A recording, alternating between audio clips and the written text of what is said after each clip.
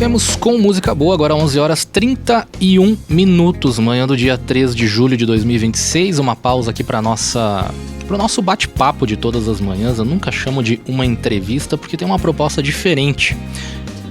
Vocês sabem que a destinação correta dos resíduos é uma das atitudes mais simples e ao mesmo tempo mais importantes para a preservação do meio ambiente.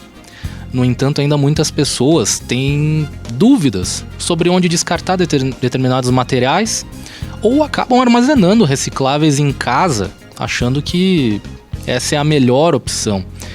Pensando nisso, campanhas de recolhimento desempenham um papel fundamental, facilitando aí o descarte e incentivo também a participação da comunidade. Amanhã temos uma campanha, a gente falou um pouquinho antes sobre isso, e o diretor-geral da Secretaria de Urbanismo e Meio Ambiente, o Nestor Zanonato Filho, está aqui comigo. Bom dia, bem-vindo, Nestor. Bom dia nossos amigos da Sonora. É muito bom sempre trazer informação para a população. Hoje a gente vai falar sobre essa campanha, mas antes de falar sobre ela, quero te fazer um questionamento, Nestor.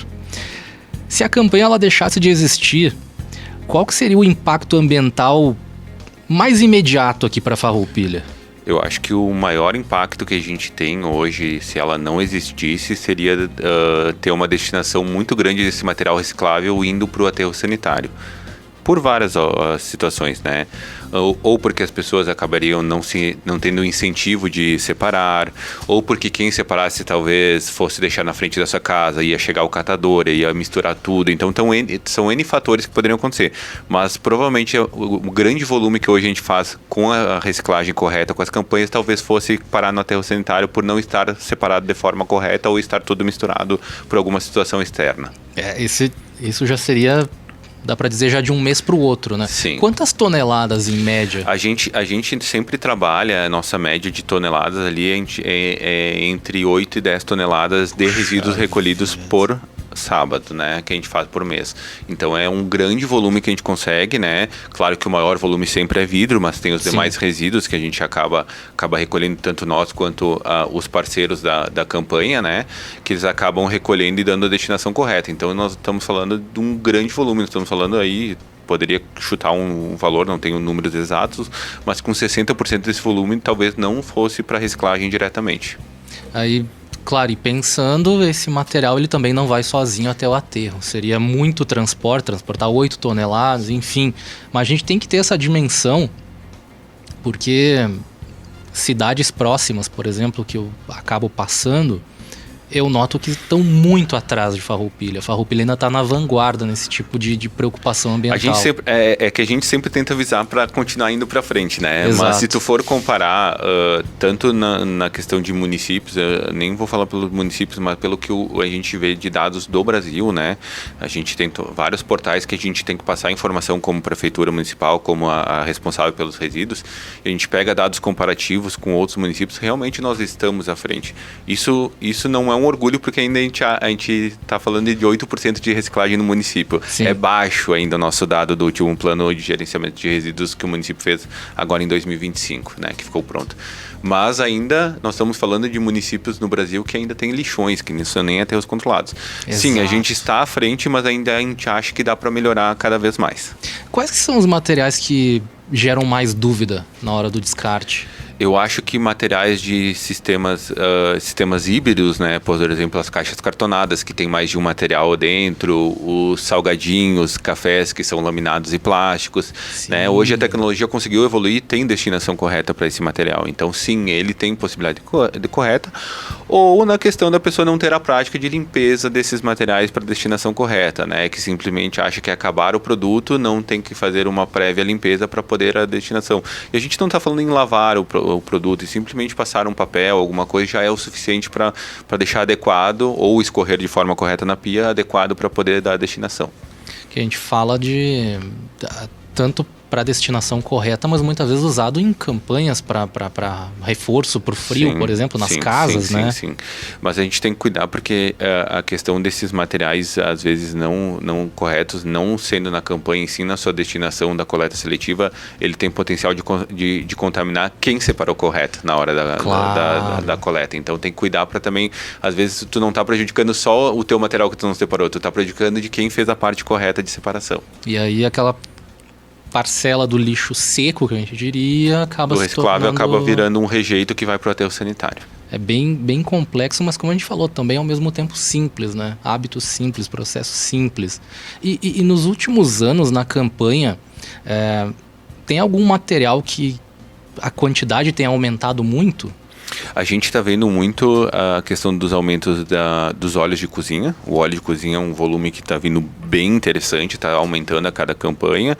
Os vidros, eles sempre têm um bom volume, né?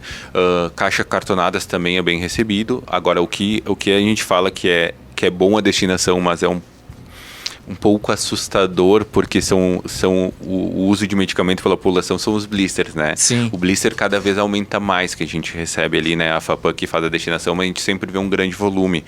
E a gente fica feliz pela parte de destinação correta e fica preocupado com a saúde pública da população, porque se a gente está tomando tanto remédio assim, também é um pouco preocupante, né? Exato. Até essa ligação acaba, uma campanha de destinação de resíduos acaba trazendo dados para essa preocupação, né, de saúde pública. E é interessante isso mesmo.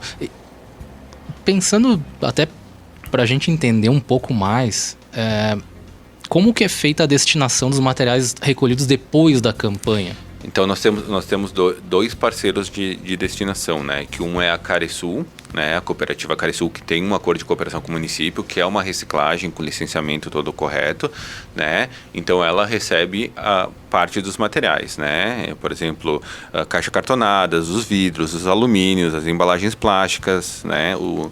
O óleo de cozinha, esses materiais a gente faz essa parceria. A FAPAM, que é outra parceira que foi desde o início com a nossa campanha, por exemplo, os blisters de medicamentos, as tampinhas, as esponjas usadas, né, as embalagens de tortas, outros materiais que tem ali que ela recolhe, os isopores, que eu não estava lembrando do isopor, ela tem uma prévia destinação com alguns outros parceiros, né? Inclusive as esponjas, eles são materiais que são mandados para um sistema fora até da cidade, né?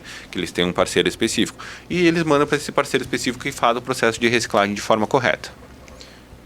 Recebi aqui uma mensagem interessante. Deixa eu só... Eu não tenho o nome do ouvinte, só tem um tio aqui no nome, mas achei interessante a pergunta. Se tu pode falar um pouco mais sobre o motivo do descarte correto do óleo de cozinha. O óleo de cozinha ele é bem interessante pelo descarte correto. Primeiro que uma gota de óleo ela pode contaminar até 5 litros d'água. Isso são dados que a gente tem, tá? Então ela é um potencial contaminante muito alto. E outra que ele pode ser feito para destinação correta, inclusive virar em processos de biodiesel, tá? Depende do refinamento dele, pode ser vendido para empresas que vão fazer outras destinações, tem empresas que fazem processo para alimentação animal, para processo de sabão e pode chegar até o refinamento em biocombustível. Então ele tem um potencial de reciclagem muito interessante. Então, o óleo de cozinha, além de ele a destinação correta não ser danosa ao meio ambiente, como eu falei, os dados ali apresentados, ele tem um potencial de reciclagem para virar outros materiais. Então, ele é muito interessante. O jogar na pia nunca é a melhor solução. Então, a gente sempre fala, bota numa PET, numa bombona, alguma coisa, e leva no sábado, que a gente tem uma destinação correta e ainda ele não faz o potencial poluidor que ele tem dentro do meio ambiente. É bem significativo. Bem significativo. O óleo de cozinha ali dentro do que a gente trabalha é o mais danoso que a gente tenta fazer esse recolhimento correto. Só fazendo um gancho aqui, a campanha, a gente já falou aqui no início do programa, ela acontece amanhã a partir das 8 horas. Se estende até às 11h30, formato drive-thru, ali no pavilhão, ao lado da CDL, na Nathalie Valentini. Ela acontece todos os meses, nesse mês de julho acontece amanhã. E eu quero te fazer uma pergunta, Nestor. Como que vocês avaliam o nível de conscientização ambiental da população, comparando, por exemplo, 5 anos atrás? A gente vê que na verdade, eu acho que primeiro as primeiras campanhas foram de pessoas que já tinham uma consciência ambiental, né? Sim. E as informações foram se alastrando e os veículos de comunicação são importantes para a gente conseguir. Eu acho que trouxe um potencial, né, de que como essas pessoas inicialmente que já tinham uma consciência mostraram que deu certo, e tudo que dá certo ou que é ambientalmente assim visível como correto ou melhor divulgado, ele começa a atingir outras pessoas. E eu acho que a gente teve, fora isso, um boca a boca muito grande da população. A gente tem que agradecer a população, e eu sempre agradeço, além dos parceiros que a gente já tem na campanha, a população se mobilizou, ela entendeu que dá para dar certo. Né? Que é muito melhor tu levar ali e ter a forma ambientalmente correta de destinação do que deixar, às vezes, como eu falei, que separa certinho, mas vem um catador e mistura tudo, e daí o teu esforço não deu certo. Então tem pessoas que preferiram levar lá do que esperar que o esforço delas não fosse de forma correta a destinação e ajuda o meio ambiente. Exato. E a gente vê também nas escolas a consciência ambiental que é trabalhada. A gente tenta, né, e tentou também agora de outras formas atingir outros públicos com a Semana do Meio Ambiente. A própria campanha de ações ambientais positivas também é uma forma de conscientizar. Então a gente tenta trabalhar também para atingir o público adulto, não só a criança que está lá na escola. Que ótimo isso. A campanha, inclusive a gente já conversou aqui numa outra oportunidade, muito boa. Reforço aqui para que participem. Estamos com as inscrições até 10/8, estamos esperando o pessoal mandar os vídeos. Exatamente. Então, mais uma vez, amanhã, dia 4, a partir das 8 da manhã, a nossa campanha de recolhimento de materiais recicláveis. Falei aqui no RadioCast, mas eu vou até reforçar que podem ser descartados diversos tipos de materiais. Então a gente está falando aqui dos vidros, começou como campanha de recolhimento de vidros, né? Ela é exclusiva de vidros e a gente foi vendo o potencial da campanha e aumentando para outros materiais para a destinação correta. Então hoje, além dos vidros, tampinhas, papelão, caixas de leite, esponja, os blisters de medicamentos que a gente falou, óleo de cozinha, muito importante o descarte correto, alumínio, embalagens laminadas. Amanhã, formato drive-thru, ali ao lado da CDL, no pavilhão. Nestor, muito obrigado por ter vindo e pela conversa. É muito esclarecedor poder conversar assim. Eu que agradeço, eu quero reforçar também sempre a parceria do pessoal da FAPAM, da Acaresul, da Tecnova Migra e do CDL, que nos cede o espaço sempre para poder fazer essa campanha, tenha chuva, tenha sol, porque é local, né, que é coberto. Então agradecer sempre quem é parceiro da Prefeitura, a gente agradece de coração, a população que sempre nos ouve e sempre acata o nosso chamamento, e a gente quer sempre, cada vez mais, que essa campanha se perpetue.